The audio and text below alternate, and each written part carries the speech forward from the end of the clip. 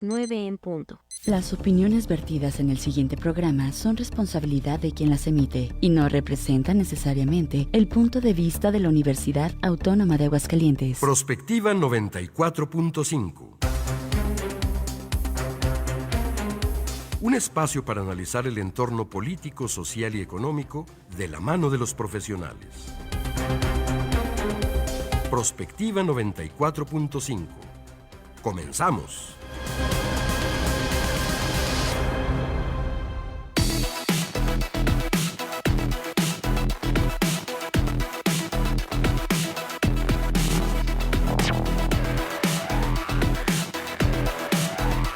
Hola, ¿qué tal? Muy buenos días.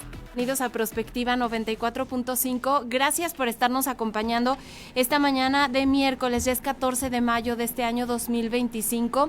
Gracias a la gente que sigue la sintonía de nuestra estación universitaria. Estamos transmitiendo completamente en vivo en esta cabina del edificio 14 de nuestra máxima casa de estudios.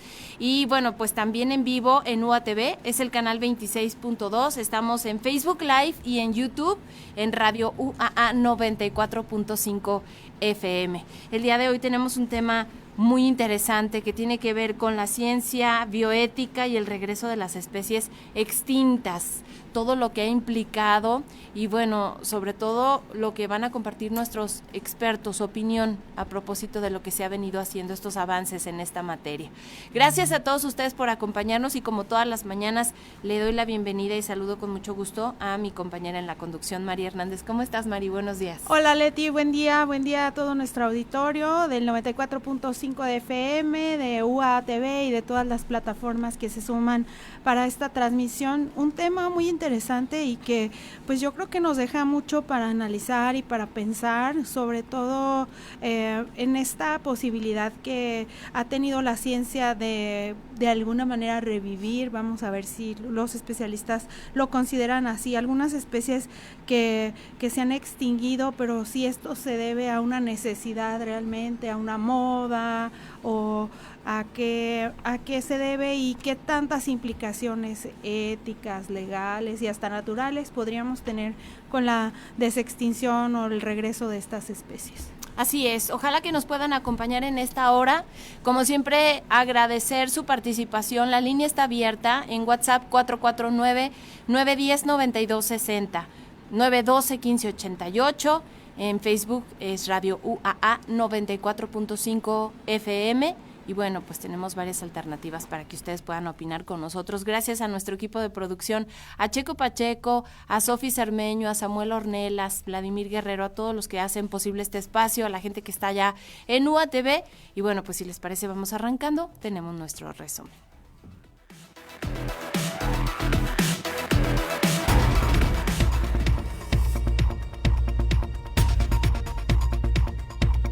Iniciar con una información desde la Secretaría de Desarrollo Económico, Ciencia y Tecnología en el Estado. El titular de esta dependencia, Esaú Garza de Vega, habló de la posibilidad de Nissan y luego de este comunicado que surge desde la empresa y la información que da a conocer el CEO, que por cierto es un mexicano, que habla de las pérdidas económicas de Nissan y además pues de la posibilidad de reducir hasta en 20,000 las plazas laborales. Lo que dijo el secretario aquí en Aguascalientes es que las plantas de Nissan en nuestro estado, a pesar de este plan global de reestructura, están pues todavía con los mismos proyectos, no se contemplan despidos masivos. Durante una rueda de prensa, el funcionario detalló que las plantas ubicadas en el estado se mantienen como unas de las más competitivas a nivel internacional.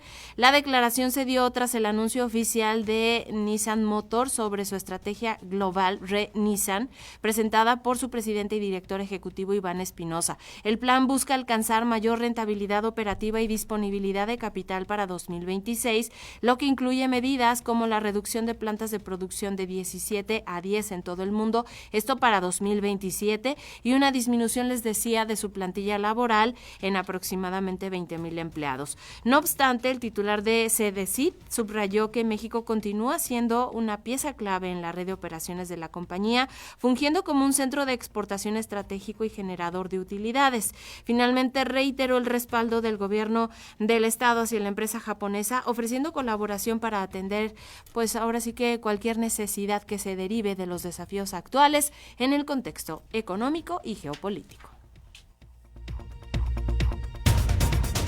Y hablando de este tema del freno temporal a las exportaciones de ganado mexicano a los Estados Unidos por la presencia del gusano barrenador del ganado, los agroempresarios de la entidad señalan que este insecto, aunque aún no ha llegado a Aguascalientes, podría hacerlo en cualquier momento. Gerardo Salas Díaz menciona que según el Consejo Nacional Agropecuario, el freno de las exportaciones de ganado mexicano ha ocasionado al país una pérdida de 11.4 millones de dólares diarios. En el caso de Aguascalientes, pues no hay pérdidas directas al no exportar ganado al mercado internacional, sin embargo sí el riesgo de que esta plaga pueda llegar al ganado de Aguascalientes. El Consejo Agroalimentario pide que exista una coordinación de los 3 niveles de gobierno para afrontar el problema sanitario, así como la responsabilidad del gremio para atender las plagas y no permitir el tráfico ilegal de animales infectados. Hay que recordar pues que se dejaron de ejercer muchos recursos para la sanidad animal en los años anteriores y que esto, bueno, ha ocasionado que vuelvan estas plagas que en muchas partes del país habían sido ya erradicadas.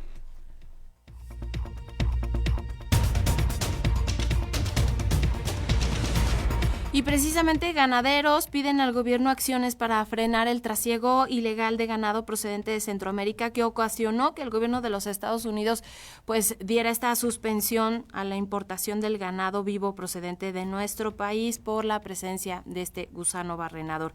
Exigen que el ejército frene con operativos en la frontera sur con el ejército, pues ahora sí que como lo están haciendo en el norte, el tráfico de estupefacientes. Álvaro Bustillos, presidente del Consejo Directivo de la Unión Ganadera Regional de Chihuahua, dijo en una entrevista que publica precisamente el diario El Universal que así como lo están haciendo en el norte, pudieran hacer a través del ejército en el sur este freno para la importación de ganado del sur o hacia nuestro país. Ayer el secretario de Agricultura, Julio Verdegué, dijo que la plaga del gusano barrenador se le fue a Estados Unidos, pues no controló su expansión desde que resurgió esta en junio de 2023 en Panamá, ya que ese país es el único que posee en la región la planta de moscas estériles para combatirla.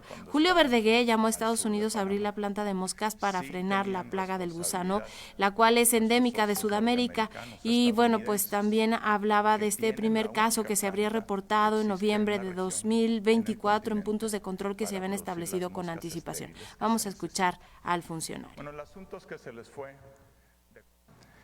México no tenía responsabilidad en controlar esa plaga cuando estaba al sur de Panamá. Sí tenían responsabilidad nuestros socios norteamericanos, estadounidenses, que tienen la única planta que existe en la región, en el continente, para producir las moscas estériles que se necesitan. Y ahora vamos al ámbito político y de seguridad. Se ha reportado el asesinato de 5 políticos en las últimas 36 horas en México, una escalada de violencia impresionante con el asesinato de al menos 5 personas en distintas regiones del país. La mañana de ayer, 13 de mayo, el exdiputado priista Luis Armando Córdoba fue asesinado con un arma de fuego dentro de la plaza comercial en Zapopan. Por otra parte, la madrugada de ayer en Actopan, Veracruz, también fueron asesinados Esteban Alfonseca Salazar, exalcalde, y Edmundo Martínez Pérez, exregidor del municipio. Ambos regresaban de un mitin político en apoyo al candidato de Morena a la alcaldía. Hay que recordar que en Veracruz este año, en junio, van a renovarse las alcaldías. Eduardo Utrera Carreto, horas antes, en la noche del domingo 12 de mayo, fue ejecutado a tiros, además de Yesenia Lara Gutiérrez, candidata de Morena a la presidencia municipal en Texitepec, Veracruz. Por otro lado, el 12 de mayo, el Partido de la Revolución Democrática confirmó el asesinato de Gerardo Leobardo Santos López, exalcalde y ex candidato al Ayuntamiento de Santa María Ipalapa, en Oaxaca, ocurrido el pasado domingo 11 de mayo. El crimen, además, fue catalogado como un ataque directo contra la democracia y la libertad. La violencia política que atraviesa México no solo amenaza la seguridad de los candidatos y funcionarios, también está distorsionando profundamente los procesos democráticos, advirtieron especialistas. De acuerdo con datos de Integralia, en el país se han registrado en el primer trimestre del año 50 homicidios de políticos, especialmente en los estados de Guerrero y Morelos, que encabezan la lista. Son las zonas más violentas, con 7 asesinatos, aunque ya Veracruz también tiene un conteo importante. Morena, el Partido Verde y el del Trabajo es la alianza con mayor número de casos de sus políticos que han sido víctimas de la violencia. Y bueno, pues ayer a los 89 años falleció el expresidente de Uruguay, José Pepe Mujica, así se le conocía, debido a complicaciones por el cáncer de esófago que sufría ya desde hace tiempo. El deceso del líder progresista, quien gobernó Uruguay entre 2010 y 2015, fue confirmado por el actual mandatario Yamandu Orsi. Y bueno, tal como detalla la agencia EFE, adquirió fama internacional por su austera forma de vida, su mensaje contra el consumismo y 3 leyes aprobadas: la despenalización del aborto, la legalización del matrimonio homosexual y la legalización del cultivo y comercio de marihuana. En el ámbito de la política exterior logró resolver el conflicto con Argentina por la instalación de una papelera en el río Uruguay tras 7 años de confrontación. A lo largo de su vida recibió diversas condecoraciones, incluyendo el Gran Collar del Mariscal Francisco Solano de Paraguay y de la Orden Mexicana de Águila Azteca y la Orden de Manuel Amador Guerrero de Panamá. Además, siempre se caracterizó pues por este discurso a favor de los pobres, por esta vida pues sencilla. Incluso decía que durante su mandato pues no iba a pues manifestarse ostentoso, que él iba a manejar con su bocho. Seguramente algunos recordarán estas imágenes del auto en el que viajaba y que cuando saliera de la presidencia de Uruguay pues estaría manteniendo pues esta vida austera, y así lo hizo hacia el final de sus días.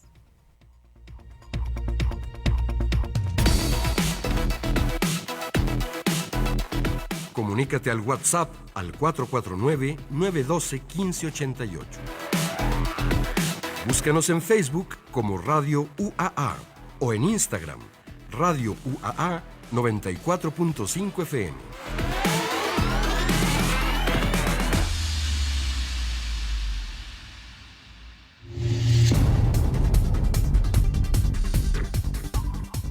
En un hecho sin precedentes, la empresa estadounidense Colossal Bioscience ha logrado revivir al lobo terrible, una especie extinta hace más de 12.000 años. A través de técnicas avanzadas de edición genética y clonación nacieron 3 cachorros híbridos, Rómulo, Remo y Khaleesi, portadores del 99.9% del ADN del lobo gris, pero con características físicas del lobo terrible. Este logro marca el inicio de una nueva era en la biotecnología y la desextinción, con proyectos futuros que buscan traer de vuelta a especies como el mamut lanudo o el tigre de Tasmania. Sin embargo, surgen múltiples cuestionamientos éticos y científicos. ¿Qué significa realmente desextinguir una especie? ¿Estamos resucitando seres vivos o recreando imitaciones genéticas? Los dilemas abarcan desde la viabilidad ecológica de reintroducir estas especies hasta el sufrimiento animal, el posible impacto en ecosistemas actuales y la inversión de recursos que podrían usarse en la conservación de especies aún existentes. Además, existe el riesgo de que la desextinción se convierta en una herramienta mediática más que en una solución real. El lobo terrible, por ejemplo, fue seleccionado en parte por su popularidad cultural, no necesariamente por su relevancia ecológica. La desextinción nos obliga a repensar qué es una especie, qué obligaciones éticas tenemos con los seres vivos, extintos o no, y cuál debe ser la verdadera prioridad en la conservación de la biodiversidad. Este es el tema del que hablaremos hoy en Prospectiva 94.5.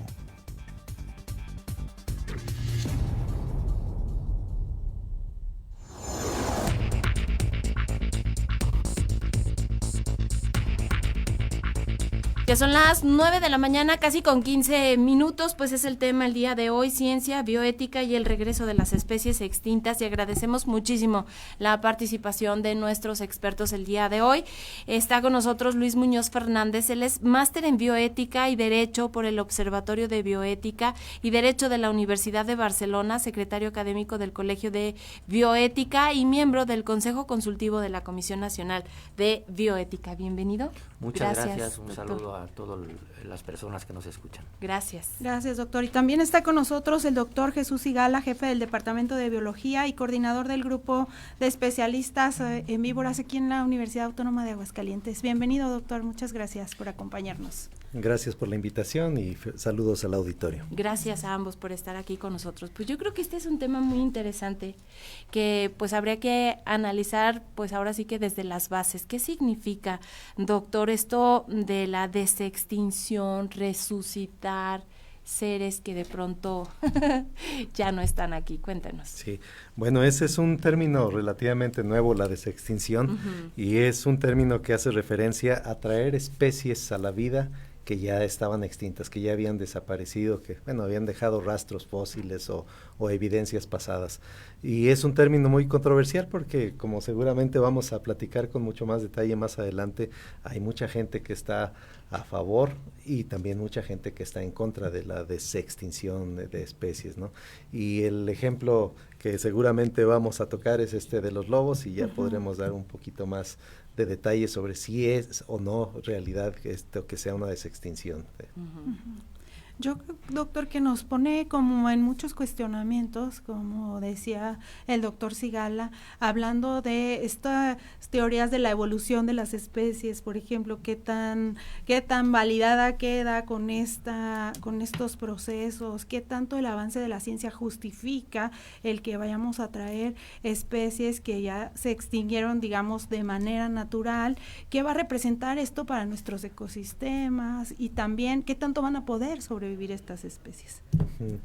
Sí, continúo, no trato de acaparar, pero estoy ahorita de hecho impartiendo esta materia de biología evolutiva, y este fue un tema que tocamos cuando salió en las noticias, ¿no? De la desextinción de este lobo feroz o lobo salvaje. Lobo terrible. Lobo terrible, ¿no? Es direwolf el término en inglés, y para los fanáticos de Game of Thrones, de Juego de Tronos, todos lo conocen bien, ¿no? Eran lobos que existieron hace mucho tiempo, y esta desextinción, decía hace un momento, que es algo que se ha puesto de moda recientemente porque nos encontramos en un momento en la historia de la vida en el planeta en el cual estamos a punto o estamos ya iniciando una crisis de extinción muy grande, probablemente la crisis más grande de extinción de especies que ha ocurrido en los últimos 600 millones de años, que es más o menos la historia en la que el tiempo en el que el reino animal está aquí. Entonces estamos encontrando extinciones por todos lados en diferentes grupos, plantas, animales, hongos, anfibios, reptiles, mamíferos. En todos los grupos hay muchas extinciones. Entonces ahora que ya hay tecnología que permite desextinguir, entre comillas, animales, porque esta desextinción, a pesar de que se haya manejado como desextinción de este lobo, no es en realidad una desextinción, no trajeron a la vida a un lobo terrible como lo manejan los medios de comunicación, y ya podremos platicar un poquito más de eso. La implicación que usted preguntaba sobre la implicación de traer animales a la vida que ya no estaban en los ecosistemas, pues puede ser grande, ¿no? Pero aquí la crítica que mucha gente hace a estas desextinciones es que se gastó una cantidad increíble de dinero para poder traer a la vida estos lobos grises, a los cuales les introdujeron alrededor de 20 fragmentos de ADN, pero que no son lobos terribles, eran fragmentos de ADN de lobo terrible, pero por eso mucha gente que dice que no es desextinción, pero lo que tenemos que discutir es por qué se destinó tanto dinero en eso y por qué no se trata de rescatar con cantidades mucho más pequeñas a tantos cientos o miles de especies que ahorita están en peligro de extinguirse. Esto está representando como una nueva era en cuestiones de biotecnología y bioética también. Sí, sin duda. Desde hace ya algunos años, 2012 aproximadamente, con la puesta en práctica de manera amplia de la edición del genoma, ¿no? En los seres vivos, las técnicas que la técnica más famosa, aunque hay varias, la técnica esta de edición genómica conocida como CRISPR, que es un acrónimo casi intraducible a nuestro idioma, pero bueno, finalmente lo podemos traducir como edición genética o edición del genoma. Pues ha representado en efecto una revolución, porque como nunca antes, ahora podemos manipular el material genético de los seres vivos, incluyendo los seres vivos humanos, ¿no? Por un lado. Por otro lado, esto también pone el foco en la idea de que lo que somos dependería supuestamente, fundamentalmente, de nuestra información genética. Y eso es muy cuestionable, porque lo que vemos cada vez más, conforme se analizan estos fenómenos en su complejidad, es que el genoma contiene información que por sí misma no dicta ninguna orden, sino que esto ocurre a partir de su interacción con el medio ambiente. El famoso y viejísimo dilema de naturaleza versus crianza, ¿no? Nature versus nurture, como dicen los angloparlantes, que en realidad es un dilema falso, porque se necesitan las dos, o incluso otras cosas que no tenemos en el horizonte, para que ocurra la vida, ¿no? Entonces, este determinismo genético en el que pone énfasis precisamente esta noticia de la supuesta desextinción de este animal, pues lo que muestra es que necesitamos entender esto en una perspectiva mucho más amplia, ¿no? Como quiera que sea, desde luego es una revolución, porque nunca antes lo habíamos podido hacer.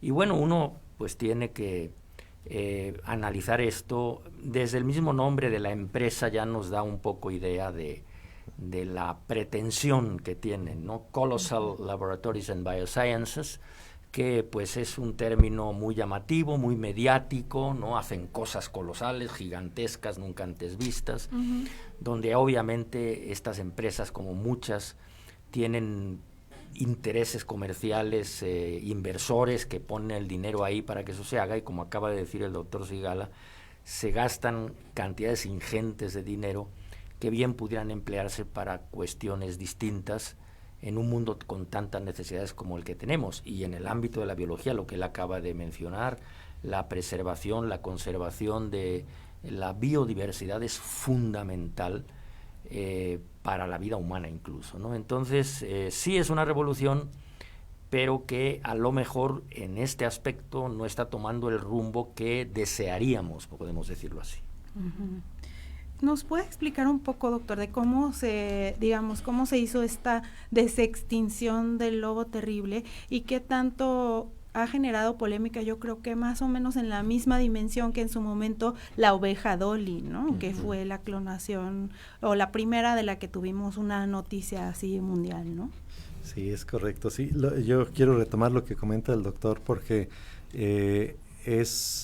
en realidad sí estamos en momentos en donde se están haciendo cosas nunca antes hechas, ¿no? La oveja Dolly pues fue pues esta primer organismo genéticamente creado, ¿no? Entonces, y en este caso lo que hicieron esta empresa de Colossal Laboratories pues fue a obtener de un ejemplar de lobo terrible material genético, un ejemplar que encontraron congelado, obtuvieron, separaron la mayor cantidad posible de ese material, y de ahí pudieron identificar, les digo que alrededor de 20 genes, no trabajo yo con este tema en específico, pero separaron alrededor de 20 genes que introdujeron en el genoma de un lobo gris, que de los que todavía tenemos vivos en la actualidad. Esos 20 genes, algunos de ellos tenían que ver con características que sí lo hacían ver diferente y muy parecido al lobo terrible pues que sale en estas series de Juego de Tronos, ¿no? Pero en realidad lo que se hizo pues no fue desextinguir a un lobo terrible, fue agarrar fragmentos de material genético de que se encontraron congelados en el hemisferio norte y se introdujeron en el material genético, en el genoma de un lobo gris.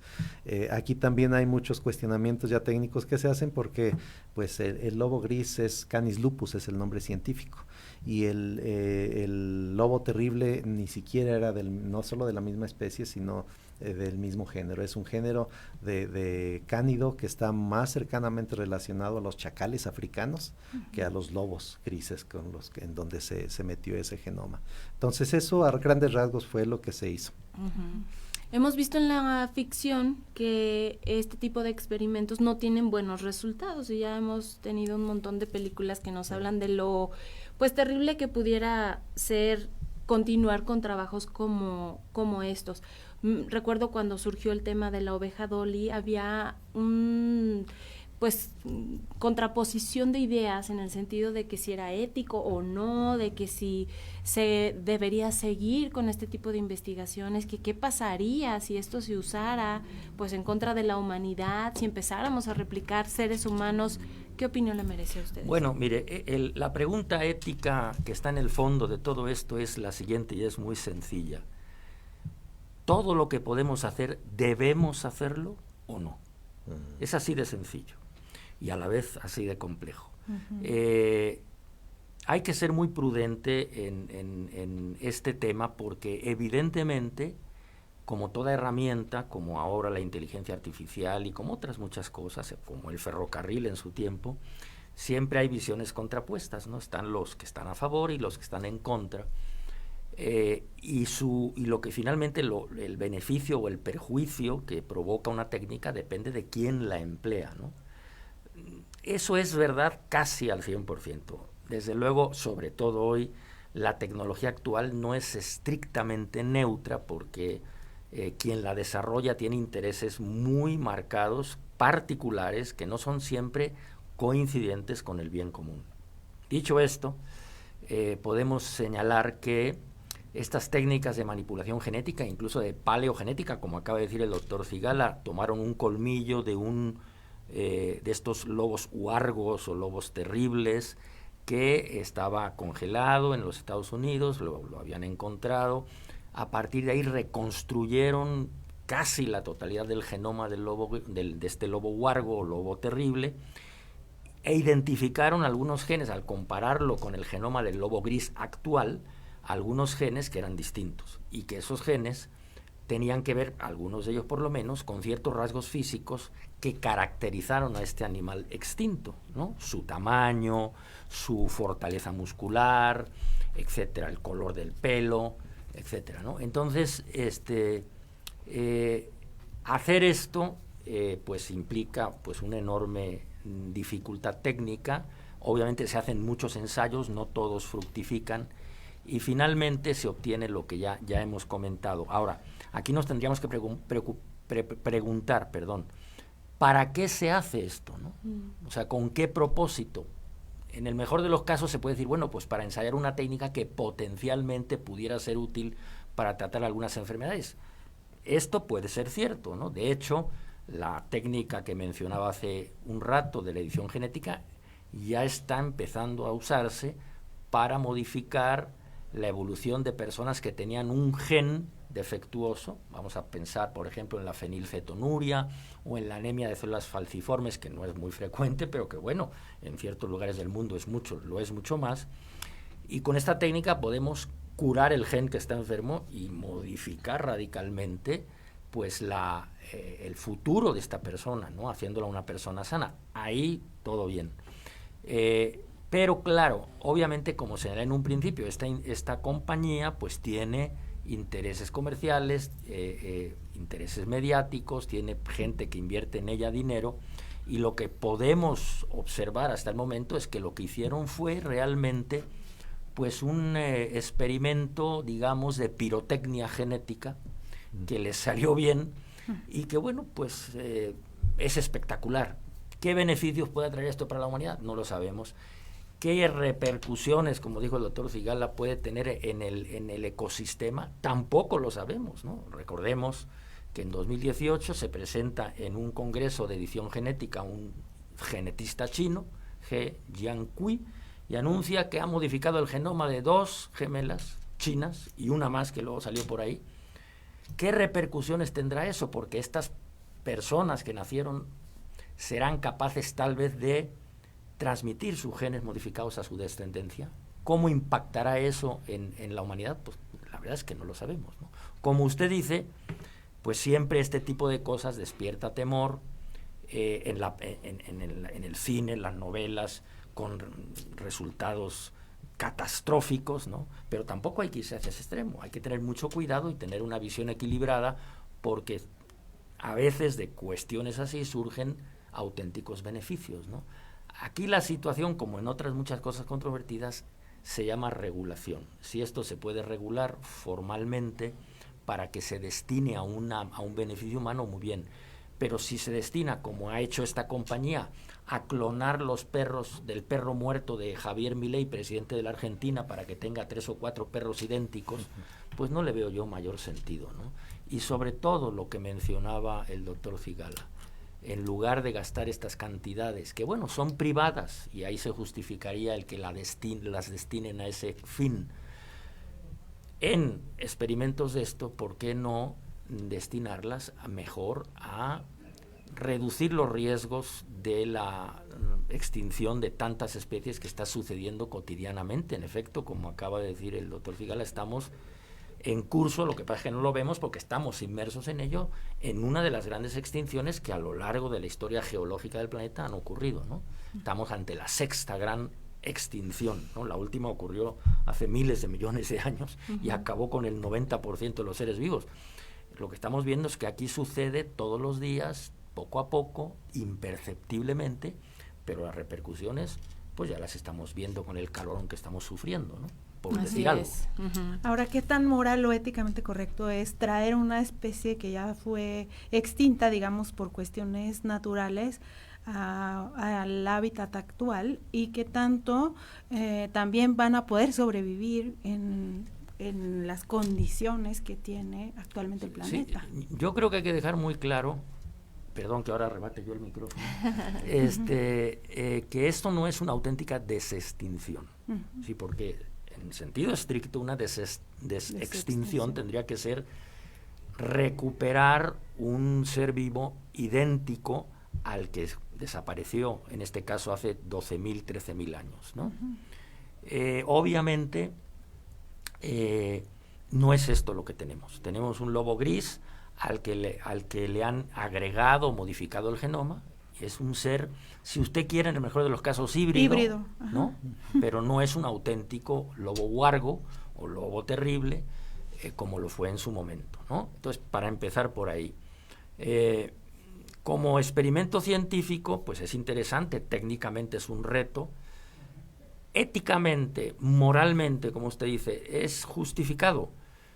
Pues es difícil de responder, pero yo diría que dados los resultados, pues no estaría muy justificado, ¿no? Creo que hay, como ya lo hemos repetido hasta el cansancio, necesidades y situaciones mucho más apremiantes que el mostrar el poder de la ciencia para poder rescatar, entre comillas, un ser que murió, desapareció hace tantos años, ¿no? Son las 9:32 a.m. Tenemos que hacer una pausa. La línea está abierta, 449-912-1588. Ahí mándenos sus mensajes de texto en WhatsApp. En las redes estamos como Radio UAA 94.5 FM.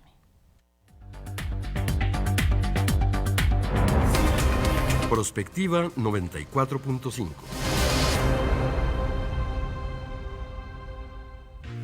Radio UAA 94.5 FM.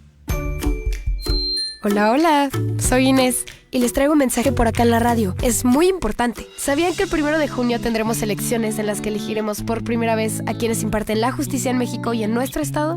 Es decir, votaremos por juezas y jueces, magistradas y magistrados, ministras y ministros. Sí, por eso es muy importante informarse sobre las candidaturas y las nuevas boletas. Este 1 de junio participa en las primeras elecciones del Poder Judicial local y federal. INE. El 1 de junio, por primera vez, votaremos por las personas que imparten la justicia en México. Por ello, el INE pone a tu disposición Conóceles, practica y ubica. A partir del 31 de marzo, entra a Conóceles. Consulta la experiencia y trayectoria de las candidaturas. Practica, revisa las boletas y practica cómo votar. A partir del 15 de mayo, entra a Ubica. Encuentra el lugar donde se instalará tu casilla seccional. Visita el sitio web ine.mx/conóceles-medio practica-medio y-medio ubica o escanea el código QR de tu INE. INE. Di no a la violencia política en razón de género. Si enfrentas este tipo de violencia, no estás sola. El Tribunal Electoral del Poder Judicial de la Federación creó la Defensoría Pública Electoral para Mujeres. Aquí se brindan los servicios de orientación, asesoría y representación jurídica a favor de las mujeres víctimas de violencia política en razón de género o que han presentado alguna afectación por violación al principio de paridad. Sus servicios son gratuitos. Acércate. Tribunal Electoral del Poder Judicial de la Federación. Tu tribunal. En Radio UA, las 9:34. Prospectiva 94.5.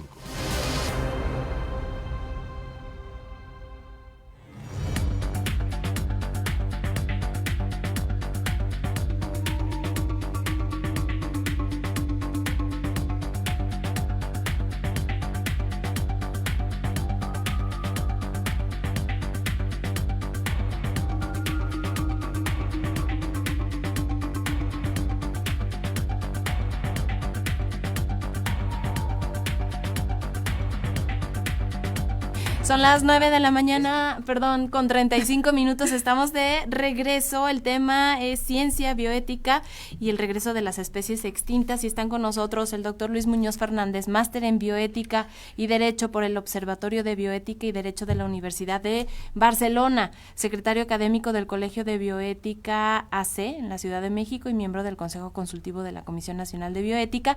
Y está también aquí con nosotros el doctor Jesús Sigala. Él es el jefe de Departamento de Biología y coordinador del grupo de especialistas en víboras. Estaba comentando algo que me parece muy, muy interesante, que están pues no ocultando, pero no difundiendo, tal y como se dio con esta información de los cachorros lobos, a propósito de otros experimentos con mamut lanudo. Cuéntenos un poquito de esto. Bueno, realmente es una empresa privada y como tal se reserva mucho la información. Como decía hace un rato del chino Ajá. China ocultó, teóricamente lo condenó. No sabemos cómo están esas niñas, 3 niñas que él modificó genéticamente. Los chinos tienen unos parámetros éticos un tanto más laxos, cuando no mucho más laxos que nosotros.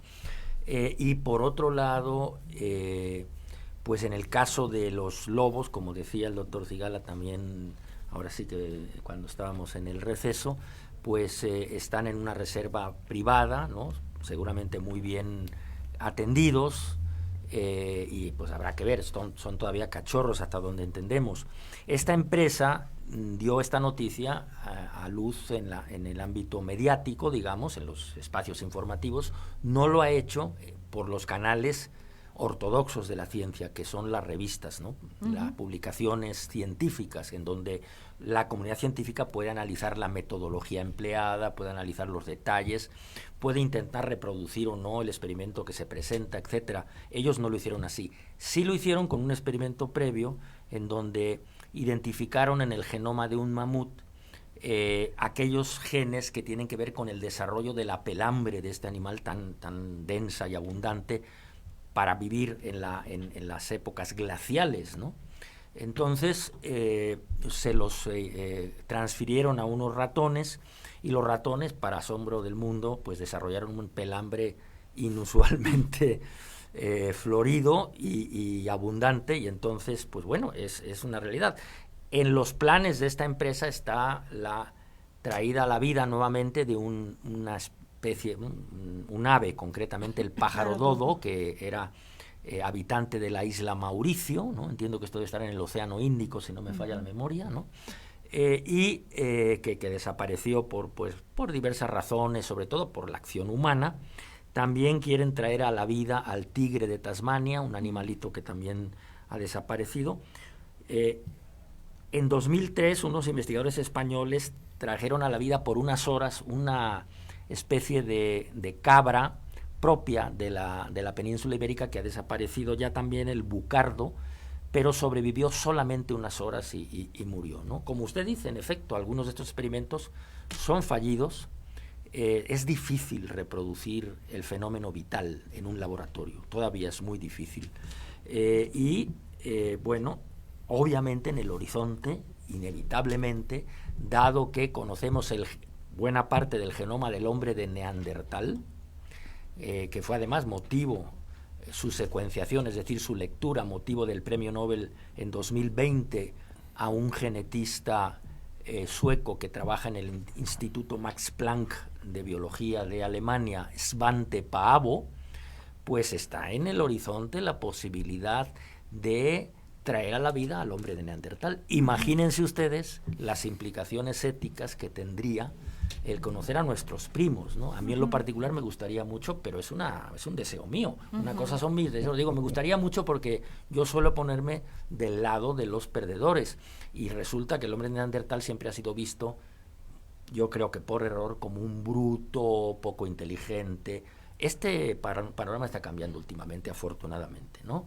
Pero, bueno, imagínense ustedes lo que sería traer a la vida a un ser que vivió hace 300.000 años en este planeta, que se cruzó con nosotros, los que estamos aquí presentes, tenemos aproximadamente un 4% de genes de Neandertal en nuestro material genético, y que, bueno, pues imagínense ustedes, ¿no? Entonces, lo que se nos viene, porque hay intereses muy poderosos, es un panorama, por un lado, fascinante y por otro lado, muy preocupante. Ajá. En este sentido, y quitando un poco el tema comercial y mediático, ¿quién decide sobre qué especies deben, digamos, volver a traerse a la vida y bajo qué criterios? Pues como bien menciona el doctor Luis Muñoz, es una empresa privada y ellos tienen decisión, control total sobre qué es lo que deciden. Ahí, como dicen, el dinero manda o los medios mandan, ¿no? En este caso. Pero yo quiero aprovechar esta oportunidad que menciona el doctor, porque no todo está mal. O sea, tampoco queremos decir que es un experimento que no debió hacerse o que no tiene nada de utilidad, ¿no? Porque en el sentido del interés que me mueve a mí, que es la conservación de especies, el descubrir y conservar especies, creo que es algo que esta atención mediática que tiene esta noticia, pues también nos ayuda a nosotros, a los que estamos tratando de conservar las especies que estén.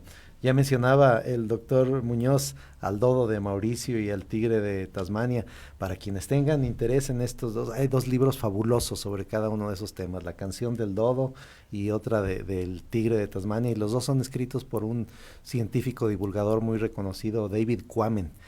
Búsquenlo, porque son libros interesantes, muy útiles, porque y el dodo pues es el ícono de la extinción, ¿no? Era un ave, como bien decía el doctor Luis Muñoz, habitaba en esta isla de Mauricio y era un ave pariente de las palomas actuales, que tenía el tamaño de un gato gordo, que como no tenía depredadores en su isla, pues eliminó la necesidad de volar. La evolución pues vio que no era necesario, entonces ya no volaba. Entonces cuando los marineros pasaban por ahí, ya sabían que en la isla de Mauricio había dodos, y eran animales tan lentos, tan torpes, que los podían matar a patadas o con los remos, y además pues eran alimento, ¿no?, que podían encontrar ellos ahí. Entonces es la primera especie de la cual se tiene documentada una extinción causada por el ser humano, entonces por eso es tan famoso.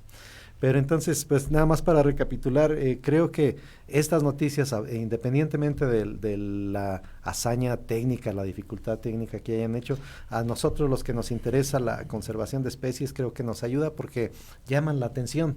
Y ahorita, nada más para platicarles, tenemos el desafío de evaluar el estado de conservación de todos los reptiles a nivel mundial. Es algo que hace la lista roja de la Unión Internacional para la Conservación de la Naturaleza, y yo estoy pues encargado de tratar de obtener pues apoyo y financiamiento y organización para evaluar a todas las víboras del planeta. México es el país con más víboras en todo el planeta, por mucho tenemos pues a lo mejor 1/5 parte de todas las víboras que hay en todo el planeta, y pues tenemos con 1/10 parte de lo que se hubiera gastado en traer a este lobo de la extinción, nosotros podríamos evaluar 400 o 500 especies de víboras, son menos las que hay, pero podríamos evaluar todas las víboras que hay en el planeta, su estado de conservación, qué se necesita, cómo están. De muchas de las especies que tenemos en nuestro planeta, apenas sabemos dónde están o que existen, hay otras que ni nombre tienen. Entonces creo que pues hay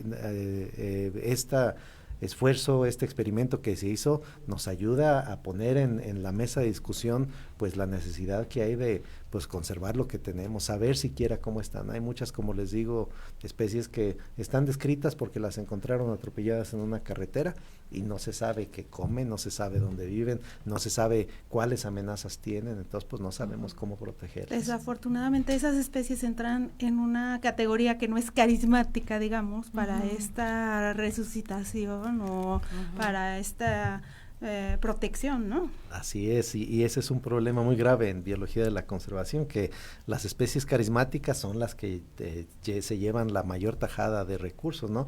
Por eso, pues, eligieron un lobo, por eso el oso panda, el tigre, los elefantes son especies que pues, muy poca gente dice que no les gusta, ¿no?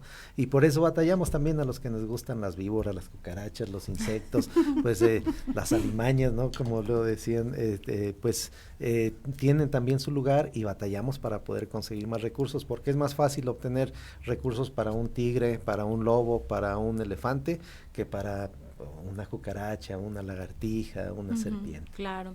Ahorita que hablaba de los procesos de extinción que se han vivido y haciendo referencia con lo que está platicando de lo que pasó con estas aves en la isla Mauricio, de que básicamente el hombre fue el gran depredador, el que provocó la extinción de esta especie. No sé si haya algún otro factor, por lo que mencionaba usted también, maestro, de que hay pues ahorita estas ondas de calor, si el factor climático también provoca que estas especies vayan desapareciendo, y qué riesgos habría con estas modificaciones genéticas de crear estas especies híbridas en un ambiente que quizás no sea el más propicio. Digo, los lobos están controlados, pero ¿qué va a pasar si el trabajo sigue en este sentido? Que puedan estar libres, si el clima, etcétera, y qué tanto pudieran afectar a otras especies. Pues mire, realmente muchas de estas preguntas no tenemos una respuesta clara. Lo que sí sabemos, creo yo, porque hay suficientes bases para pensarlo así, es que la extinción la merma de la biodiversidad actual se debe en buena parte al ser humano, ¿no? Es decir, otros factores como climáticos, geológicos, como ocurrió en épocas pasadas, ¿no? Algunas de estas 5 extinciones previas son tan remotas que es muy difícil tener información confiable sobre qué lo provocó. La más famosa, sin ser ninguna de estas 5 importantes, es la extinción de los dinosaurios, que ocurrió aproximadamente hace unos 70 millones de años. Ahí se ha identificado un factor, digamos, atmosférico, un meteorito que impactó enfrente a las costas de Yucatán, en Chicxulub, y que generó un cambio de las condiciones atmosféricas que llevó a la extinción a estos gigantescos reptiles, ¿no? Hablando precisamente de reptiles, que tanto nos fascinan y tanto nos llama la atención y son protagonistas de tantas series, ¿no? ¿Qué ocurrirá con estos lobos si pasan a vivir en lugares libres, digamos, no controlados como donde están ahora? Pues no lo sabemos. Hay que tener en cuenta que no son aquellos lobos terribles, porque pues aquellos tenían una cadena trófica, devoraban una serie de presas que no están en la actualidad tampoco. Es decir, no estamos reproduciendo ni mucho menos al 100% las condiciones en las que ellos vivieron. ¿Hacia dónde cambiarán, evolucionarán, influirán? Pues no lo sabemos, ¿no? Por eso precisamente hay que ser extraordinariamente cautos. Como dice el doctor Cigala, el lograr lo que se logró con estos animalitos, pues es una hazaña científica, sin duda, ¿no? Eso no es de discusión. Que eventualmente puede usarse en beneficio de los seres humanos, ¿no? Una de las cosas más complicadas que tenemos los seres humanos son las enfermedades genéticas, ¿no? Porque cómo cambiamos esa realidad, ¿no? Y ahora empezamos a ver luz en ese sentido, ¿no? Ahora, un pequeño porcentaje de nuestras enfermedades son estrictamente genéticas, ¿no? La mayor parte de las enfermedades humanas son multifactoriales, ¿no? Si usted toma una de las más comunes en este país, que es la diabetes, no podemos decir, hay un gen de la diabetes. Bueno, hay sí genes que, junto con otros muchos factores, pueden provocar una diabetes, pero modificar un gen, pues seguramente no va a tener impacto, porque eso no va a ser suficiente, a diferencia de un conjunto de enfermedades que las tenemos bien reconocidas y algunas son totalmente desconocidas, en donde hay un gen enfermo que produce una enfermedad, pero son, como decía hace un rato, pues contadas, ¿no? Entonces, ahí está, ¿no? El dilema, ¿no? Normalmente el público quiere respuestas contundentes, certezas. Yo siempre por eso digo que la religión tiene mucho éxito, porque eso es lo que ofrece, ¿no? No hay que pensar, no hay que preocuparse, cuando nos muramos nos vamos al cielo o al infierno, y tan tan. Aquí en estos temas no es así, ¿no? En estos temas hay incertidumbre, que no es más que la sal de la vida, ¿no? Si somos honestos, estaremos de acuerdo en que no tenemos siempre las certezas. Así que, pues tenemos que ver qué va a ocurrir, vamos a ver hasta dónde llega la empresa. Seguramente en algún momento de esta historia los gobiernos tendrán que intervenir en aras del beneficio público, ¿no? Es la perpetua lucha entre los intereses privados y los intereses públicos, que aquí en Aguascalientes en este momento estamos atestiguando con el controvertido tema de la PONA, ¿no? En donde hay esa pugna entre esos intereses, ¿no? Pero pues llega un momento en donde la ética nos dice que lo que debe de prevalecer es el interés común. Ahora, ¿hasta qué punto estos experimentos nos hacen preguntarnos otra vez sobre qué tanto el ser humano debe tener control sobre la vida, sobre todo de otras especies? Bueno, ¿no? Sí, en una sociedad como la nuestra, fundamentalmente creyente, devota, que se precia de ello, esta pregunta es totalmente pertinente, ¿no? ¿Hasta dónde? Bueno, nuevamente, ¿cuánto de lo que podemos técnicamente hacer debemos hacer desde el punto de vista ético? Pues eso lo tenemos que evaluar constantemente, no hay una respuesta única, ¿no? Se tiene que estar evaluando caso a caso, ¿no? ¿Y hasta dónde el ser humano? Bueno, yo creo que hay un beneficio indudable de que el ser humano conozca los secretos del proceso vital, los pueda manipular en beneficio, pero tenemos que estar seguros que así sea, ¿no? De otra forma, siempre habrá riesgos y siempre puede haber resultados nefastos, eso es indudable, ¿no? No hay más que ver que algunos de los más poderosos hombres de este planeta, dueños de las grandes empresas tecnológicas que en este momento rodean y forman la corte del emperador Donald Trump, son los que han financiado la creación de Altos Labs, que es un laboratorio que investiga la regeneración celular y la prolongación de la vida humana en beneficio de este puñado de ultramillonarios. ¿Será eso de beneficio para la humanidad? Pues tal vez, pero de momento es un interés estrictamente particular.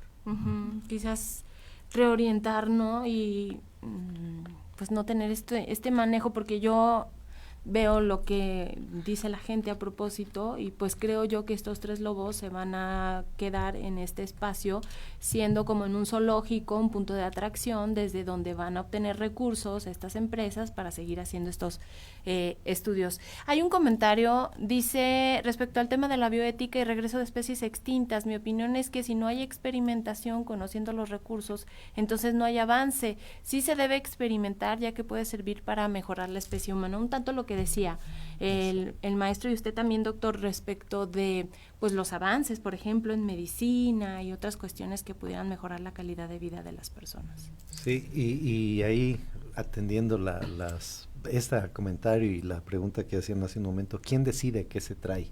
Porque yo formé parte de un grupo que también hace algunos años estuvo muy interesado en algo que se llama Pleistocene Rewilding, que significa traer la fauna y la flora que existió hace 12,000, 15,000 años y que ya no está ahorita con nosotros a estos momentos actuales, ¿no? Aquí había camellos, había elefantes, había leones, tigre, dientes de sable, entonces esos se extinguieron recientemente y ahí ese movimiento lo que quería es decir, pues traer todas estos animales que ya no están porque ellos tenían una función ecológica, entonces algunas plantas persisten, pero ya no están quien se las coma, ¿no?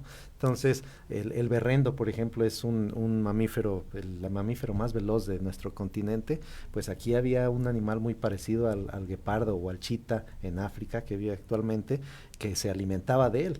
Entonces este movimiento lo que decía era hay que restablecer los ecosistemas a como estaban hace 12,000 años, pero ¿por qué no hace 15? ¿Por qué no hace 100 millones de años? O sea, es muy subjetiva esta decisión y mientras que hay una justificación para cada una de estas personas decían, mis colegas decían que pues había que traer, por ejemplo, al chita para que se siga alimentando del berrendo y, por ejemplo, al perezoso para que siga alimentándose de las plantas que ahorita ya nadie se las come porque era él quien se las comía. Entonces, pero es, a fin de cuentas, pues ir un poco en contra de lo que la naturaleza ya ha hecho, ¿no? Entonces, porque ahí es donde entra la dificultad de poder decidir qué es lo que se quiere traer de nuevo a la vida y por qué eso y por qué no algo anterior o algo posterior. ¿Qué pasa también con el sufrimiento animal en todos estos experimentos y en las decisiones científicas que se toman sobre ellos y sobre cómo hay que estudiarlos, ¿no? Bueno, sí, en ese sentido hay pues una preocupación muy, muy importante sobre la experimentación con animales, ¿no? Hay todo un movimiento que estudia, analiza y busca reducir al mínimo el sufrimiento de los animales durante los experimentos científicos. Eso es una realidad, creo que vamos caminando hacia allá, ¿no? Ahora con los recursos informáticos se trata de simular lo que podríamos obtener usando seres vivos, ¿no? Desde luego no es igual. Hoy por hoy los experimentos en animales siguen siendo muy necesarios en medicina, en biología, en muchos otros ámbitos. No hay de momento nada que los reemplace plenamente, pero sí hay leyes y acciones que podríamos comentar después. Yo en este momento no las tengo en la mente, pero sé que existen unas 3 o 4 o 5 situaciones en las que podemos reducir, ¿no? Para evitar que los animales sufran, ¿no? Un ejemplo típico de esto es el uso de animales para probar los cosméticos, ¿no? Las reacciones a los cosméticos, por ejemplo, qué tan justificado está. Y bueno, un tema que también es muy de Aguascalientes y que ha despertado enormes controversias y que ojalá y algún día podamos conversar aquí en este espacio, es el famoso sufrimiento que produce la lidia del toro bravo, ¿no? Cuanto más cercano evolutivamente es un ser vivo a nosotros, pues más características tiene parecidas a las nuestras, ¿no?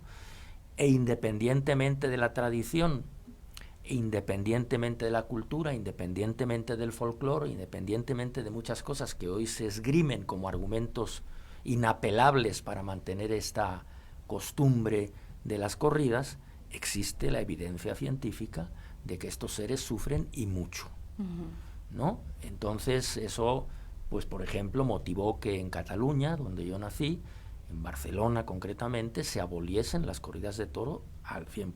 Desde el 2012 me parece también, o una cosa así, se abolieron, ¿no? Entonces, pues es un tema pues digno de análisis, de discusión y de buscar un camino que evite este sufrimiento que éticamente, moralmente es malo, sin duda alguna, ¿no?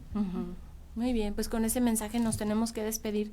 Les agradecemos muchísimo a ambos que hayan venido a participar con nosotros y desde su experiencia pues compartir toda esta información. Gracias, maestro, doctor, gracias. Gracias a ustedes. Gracias a ambos. Y pues ya nos vamos, Mari. Ya nos vamos, les agradecemos mucho que hayan estado pendientes de este programa que pues nos ha dejado creo que muchas enseñanzas y sobre todo pues comprender un poco lo que está pasando con estos experimentos científicos. Los esperamos el día de mañana a las 9 de la mañana. Así es, gracias a nuestro equipo de producción, a Checo Pacheco, a Sofi Cermeño, la gente que está en radio, pero sobre todo a ustedes por acompañarnos y bueno, pues desearles que tengan un excelente miércoles. Prospectiva 94.5. Un espacio para analizar el entorno político, social y económico de la mano de los profesionales. Prospectiva 94.5.